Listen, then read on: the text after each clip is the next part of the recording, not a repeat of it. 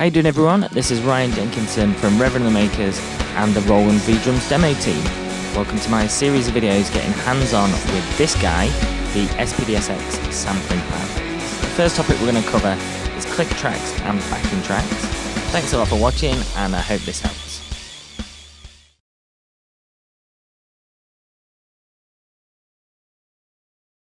How you doing? Ryan from Roland again with part 2 of this video on click tracks and backing tracks. If you remember, at the end of part 1, we've now got our click track and we've got our backing track ready to go in the digital audio workstation, and we've exported them, so we're nearly ready to put them on our SPD-SX. So what's the next step? Well, we need to think about when they go on the SPD-SX, how are we going to trigger them live? How are we going to start the song? Now, like I said to you before, any one of these pads, by hitting it, you'll see the red light lights up, and that's triggered that sample. So I could assign the backing track to that. I could hit it and it would start, but that's not necessarily the best way. Now, this is part of the tips and tricks that I said I was going to show you. Now, you can see there's 9 onboard pads. There's 3 at the top, 3 in the middle, and 3 at the bottom. If I was to assign the backing track to any one of these, then essentially, if I was to hit that pad again, it would stop the backing track, or it would trigger another backing track, which would both end in tears. What we want to do in order for the process to run smoothly, we want to start the backing track, leave it, and then just let it continue to the end. So because of that, what we want to do is assign the backing track outside of these 9 pads, because then there's no danger of you accidentally hitting it. So how do we do that? Well, we've got these 9 pads, and then we've got the trigger inputs. We've got 4 mono trigger inputs, or 2 stereo, so 2 for the kick drum and 2 for the snare.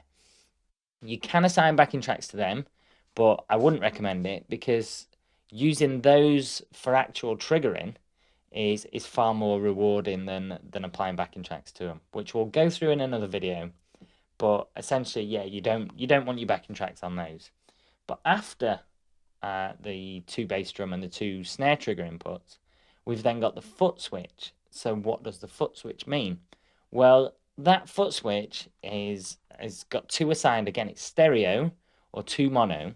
It's 2 separate places where we can assign WAVs to a foot switch. So let's look at a foot switch.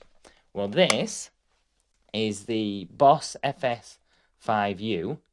There's a foot switch input in the back. We just simply plug it in using a stereo cable, and then we can use this to perform functions. Like, we can get it to start the onboard click, we can get it to switch patches, we can get it to do all those sort of things, but we can also assign WAVs to it so that when we stamp on it, it will trigger that WAV file.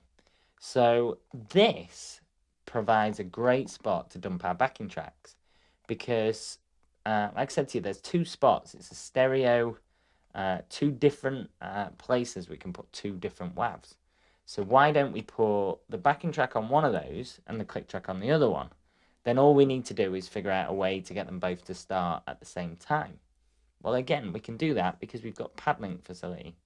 So that is what I'm going to be showing you. We want our backing track and our click track on foot switch 1 and foot switch 2. So you should be looking at the SPD-SX Wave Manager, which is the software that came with your SPD-SX. If you're missing it, you can download it from roland.com. You'll see straight away you're looking at a graphic which looks like your SPD-SX, which makes the entire process a lot easier, because you can see each pad and you can see what you need to do to assign them. Okay, so we've got our 2 WAVs on the desktop just behind us, bassline click and bassline no drums. And there's many ways to get them into the software. First of all, you can go up to File and Wave Import.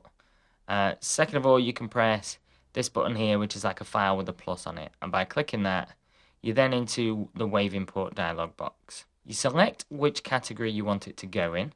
So default, or you can create a brand new one or stick it in one of your own files. And then you simply click Add. That'll open this dialog box, and you just navigate to it. So as I said before, it's on the desktop, and there they are, bassline click. So you can import them both at once, but for this example, I'm just going to do the click. And then by pressing import, it will import the WAV file. So what we need to do is drag that from the sample library, the WAV list, onto the pad that we want to assign it to. So as we said before, we want to do it to foot switch. So foot switch 1 for the click and foot switch 2 for the track. So by just clicking there and dragging it across, I can drop that onto foot switch 1, but I want to drop it on main and not sub, so not the one that's darker. Onto the main sample, now we have baseline click. Okay, now for foot switch 2, we want baseline ND, which is the one with no drums, but I'm going to show you a different way you can do this. If you don't want to assign it to a specific category, just to the default one, you can actually just drag and drop straight from your desktop straight onto foot switch 2, like that. So what that does then is it actually cuts a step out of the process. We can now do it in one easy step, drag straight from the desktop or Finder straight into the software and onto the pad we want to do. So it's literally a one-step process then. And at this point, you can then assign any other samples to the rest of the SPD-SX. So if you want hand claps, sub drops, any of that sort of stuff, again, do this while you're in the software now. Once you're happy with it, go to exit. It's going to say quit yes, and that'll drop. But what that'll do is that'll save the changes to the SPD-SX. So when we unplug it from the laptop, everything that we've just done will be there ready waiting for us. And back to the SPD-SX.